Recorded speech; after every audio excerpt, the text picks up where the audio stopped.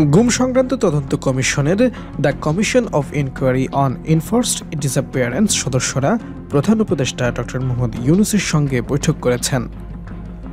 রোববার বিকেলে রাষ্ট্রীয় অতিথি ভবন যমুনায় বৈঠকটি অনুষ্ঠিত হয়।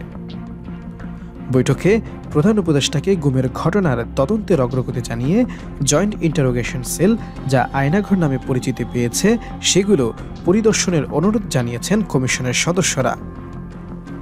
প্রধান উপদেষ্টা আয়নাঘর পরিদর্শন করলে গুমের শিকার ব্যক্তিরা আশ্বস্ত বোধ করবেন ও অভয় পাবেন বলে জানান তারা।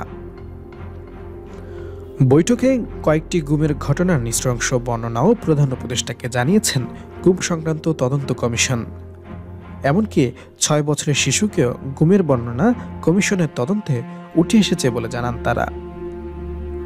প্রধান উপদেষ্টা কমিশনের আহ্বানে সাড়া দিয়ে বলেন, আপনাদের তদন্তে যে ঘটনাগুলো উঠে এসেছে তা গা শিউরে ওঠার মতো। আমি শিগগিরই আয়নাঘর পরিদর্শনে যাব।